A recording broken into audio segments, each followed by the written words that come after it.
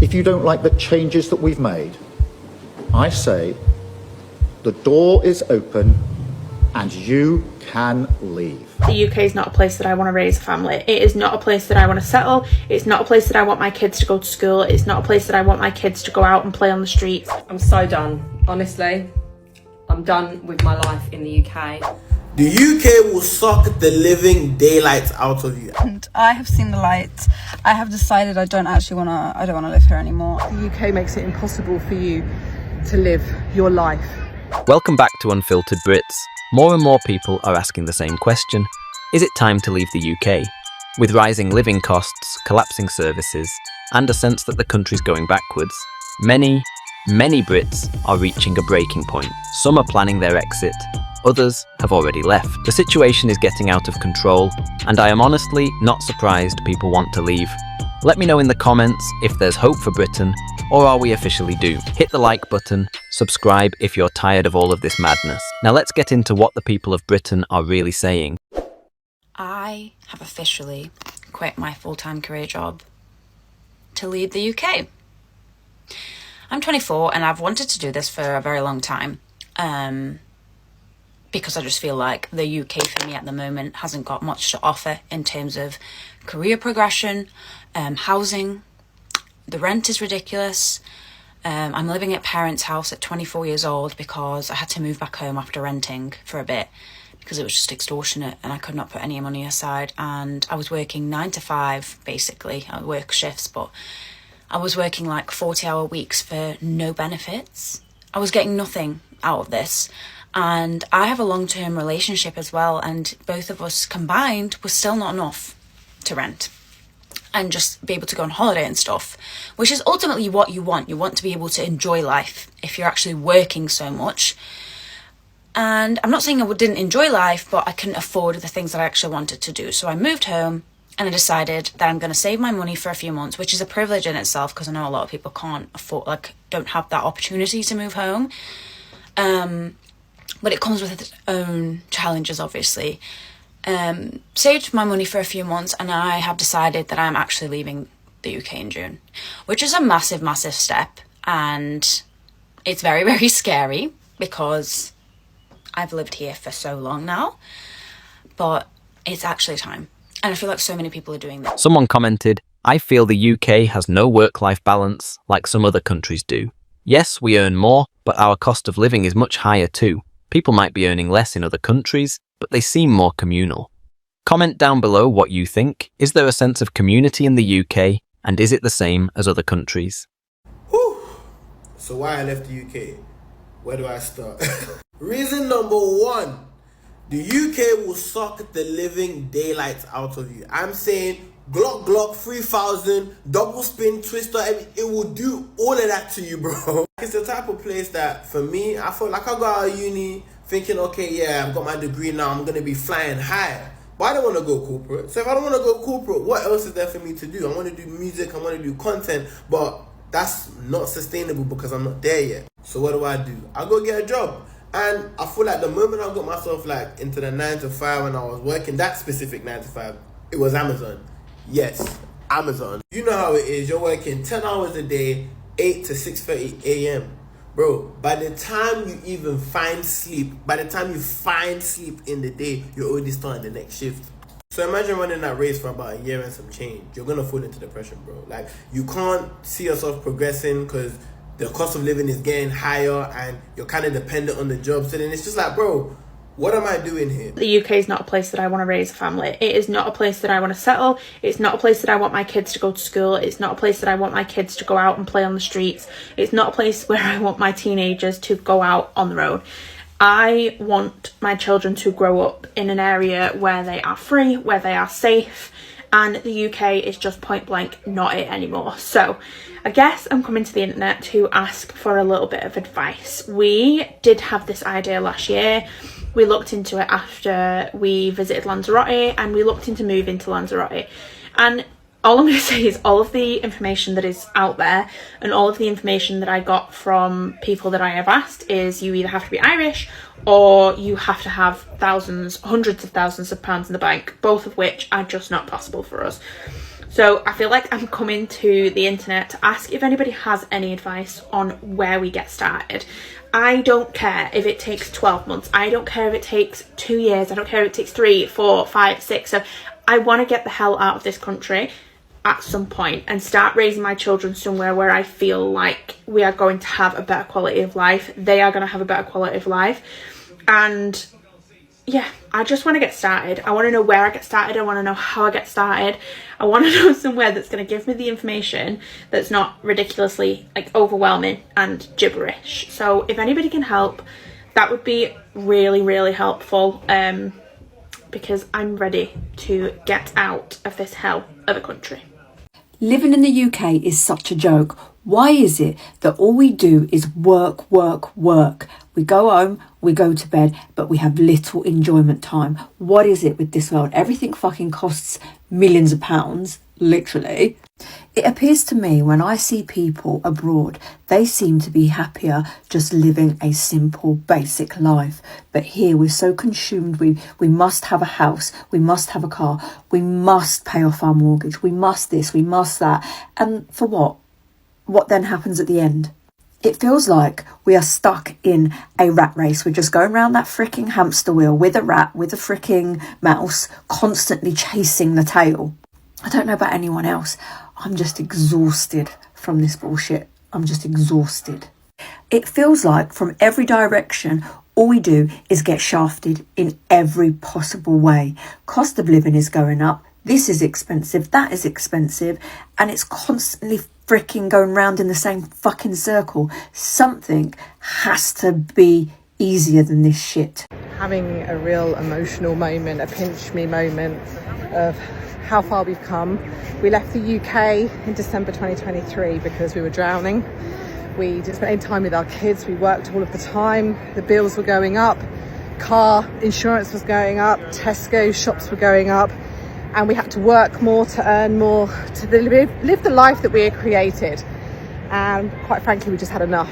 And I was pregnant with my third baby. And I thought, how am I going to cope with another child and spend time with my kids and be a good mother, be a good wife, and run a house, work, earn money? And quite frankly, it's impossible. I think the UK makes it impossible for you to live your life. So we left. And this is now our life. We've moved to Bali. Well, we're traveling the world, but we're stopping in Bali for a year. And we earn money passively. We have passive income. We don't do a 9-to-5. We get to spend time with our kids. We have a private beach cabana today, a secluded beach. And we've just spent the day together being present. It's wholesome. It's lovely. And everyone says to me, the grass isn't greener. Now I'm here to tell you, this is our grass, and it is greener.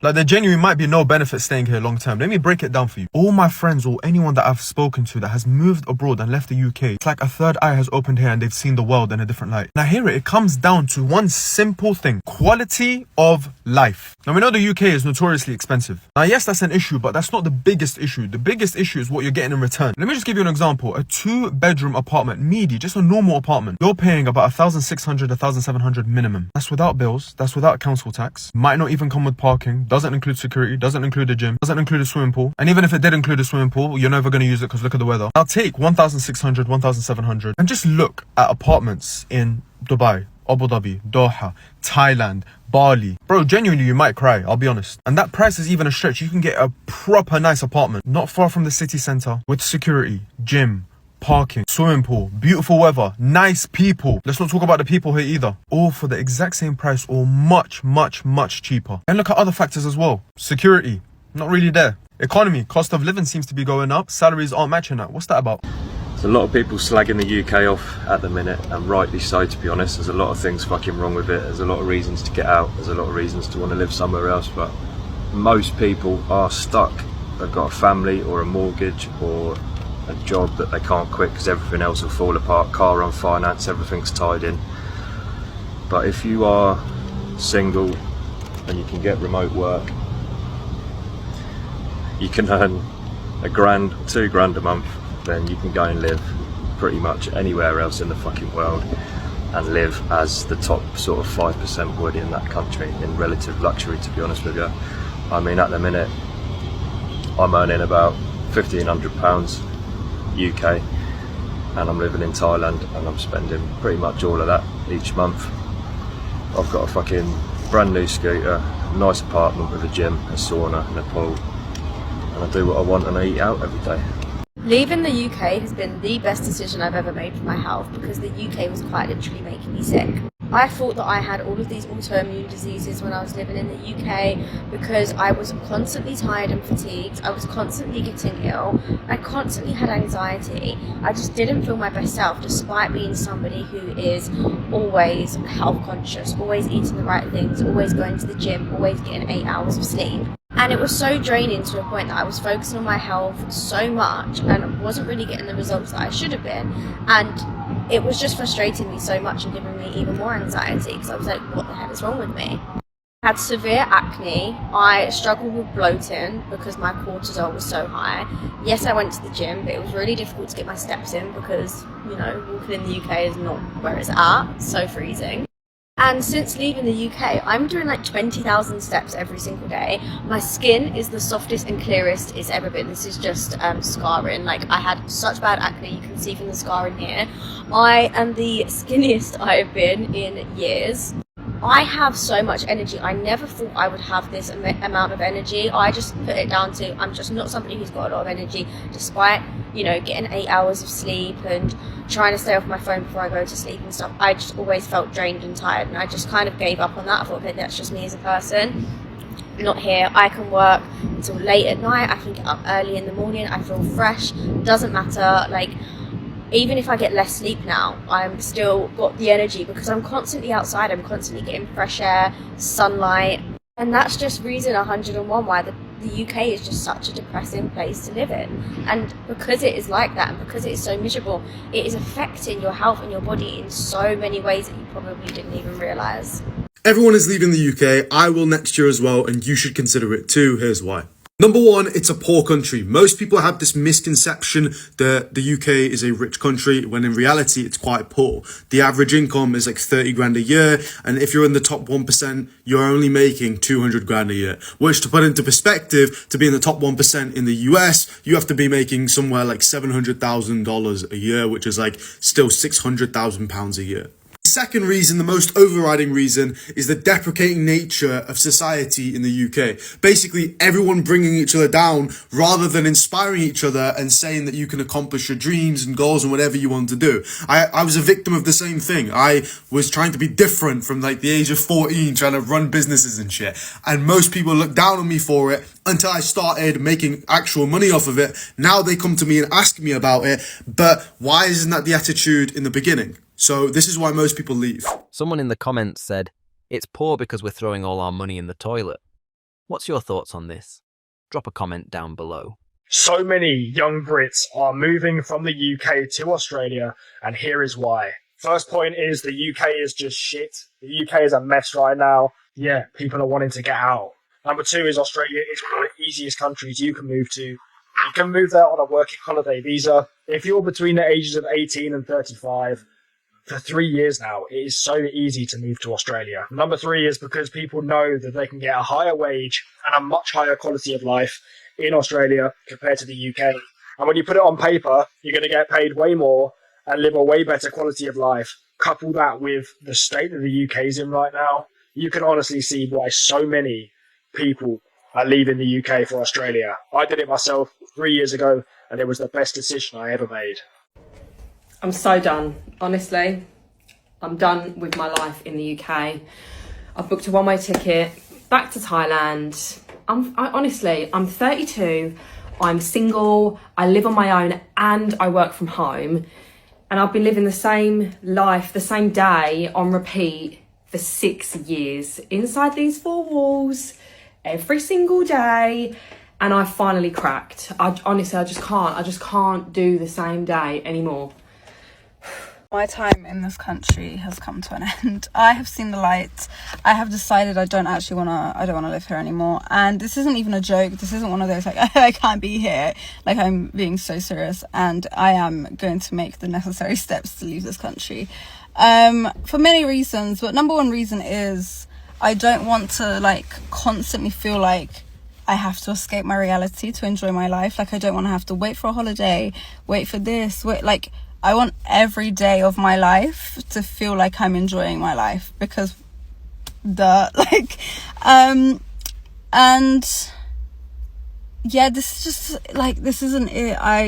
Once you start traveling, once you start experiencing the world and what the world has to offer, and like realizing what you want in life, you start to realize this is not it. Like, people are bad vibes, the weather is horrible, everything is expensive. Sure, my family and my friends are here, but I'm not going to stay here because of my family and friends, you know. If you didn't think that Great Britain had fallen, you will do at the end of this video. I bet many of you haven't heard about the shit show that's going on in Birmingham right now. And for those of you that aren't following me from the UK, maybe over in the States, Birmingham is dead centre of the UK. And this is a sign of what's happening, and it's what's coming to the rest of the UK. Check this shit out. So for those of you that didn't know, the bin men in Birmingham have gone on strike.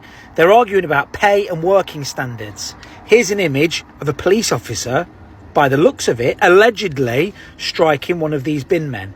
Now, you want to see the streets of Birmingham. I was listening to the radio earlier today, and there was a guy there that goes and gets, it's like rent-a-kill. He gets the rats and things.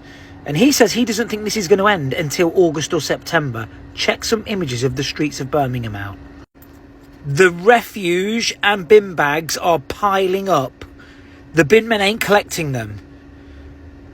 People are talking about rats the size of small dogs running around the streets. Here's another image.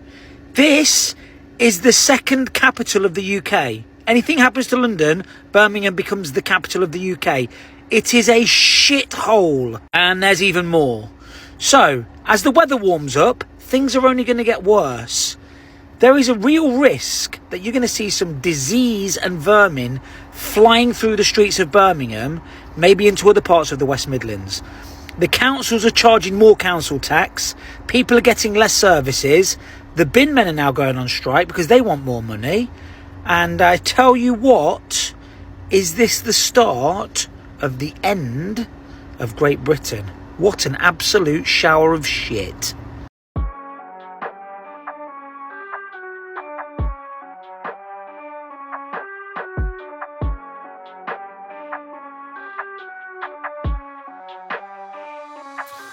This is an absolute clown show. Landlords are now being offered money to house migrants for 5-year contracts. The Home Office has launched a new initiative for private landlords to house channel migrants. Serco, which are the private contractor working with the Home Office on this. Now, of course, the funding for it will come from, well, you guessed it, us, the taxpayers. As an accidental landlord myself, and I only own one home, by the way, I rent this out because I don't fancy living where it is. I'm a tenant in my current house, so I get to look at this nonsense from both sides. And even I, as a landlord, am tempted. So, as a struggling landlord, because there is literally no profit in the private rental sector after successive governments have withdrawn pretty much every incentive, imagine being offered a higher rent, which I suspect will be the case as it has been thus far. Imagine being offered what will inevitably be a guaranteed rent over 5 years, with the promise that the place will be left in good order on its return. And unlike in the case of the Renters Reform Bill, which went through the committee stage this week, you as a landlord, by the sound of it, won't be saddled with the tenants forever unless you want to sell. And if you do plan to sell and usurp your tenants, then if the sale falls through and you won't find yourself having to fund an empty property for 12 months, because those will be the new rules when the new Renters Reform Bill becomes an act later this year. The exodus of private landlords will be put on hold for the next 5 years at least, whilst they take advantage of the scheme on offer. As a landlord, this proposition, well, it's music to my ears. Why wouldn't I, or any other landlord, not just kick out their current tenants whilst they still can, and then use and take one of these asylum contracts? The problem here is that not only does this have the ability to raise the cost of renting, but it means that those currently in private rented accommodation could end up on the streets. And as we know, whilst the benefit system can be very generous if you play it right, there's a queue for homes and British people are at the back of it and pay for the privilege to be there. So, alongside smashing the gangs, Labour promised to empty the migrant hotels, gaslighting you and I into believing that this meant that there would be fewer migrants. Instead, it is clear that what they actually meant by reducing the use of hotels, which hasn't happened either because the number has gone up, what they actually meant was that they would perform more of a shuffling of the deck chairs exercise, taking homes away from British people who've lived, worked and paid tax here in favour of illegal migrants. So the UK government is now dishing out 5-year guaranteed rent contracts to private landlords, not for ordinary Brits, not for young families, but for asylum seekers. Yes, while you're out here refreshing Rightmove like it's Tinder, hoping for a miracle under 1,200 quid, Serco is offering landlords guaranteed cash, no hassle, fully funded by you. The same taxpayers who can't even get a doctor's appointment without begging and waiting weeks on end. Thousands of homes are being pulled from the private rental market, just as an entire generation of British people can't afford to leave their parents' house. And what's the government doing for you? Absolutely. Let's be clear. This isn't compassion. It's a two-tier system where the people who built this country, who work, obey the law and pay every bill, get pushed to the bottom, while those who just arrived get handed the keys. Loyalty means nothing. Being British gets you nothing. This isn't a housing plan. It's a betrayal. And we are not staying silent anymore, because if we don't speak up now, then who will?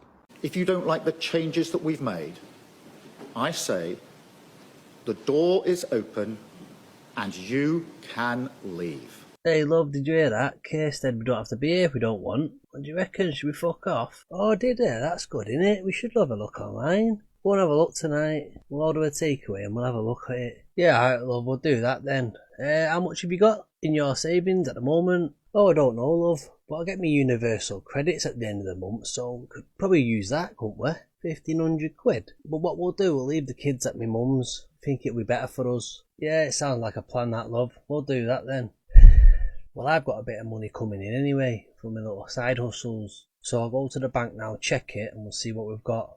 Hey baby, just check the bank. I've only got 30 quid left. What the fuck are we gonna do? Kay's not give us the amenities to even make money, and every time we make fucking money, he fucking finds a way to tax it. So it looks like we're just staying there, babe. Oh, for fuck's sake, can't win with you. You've never got any fucking money.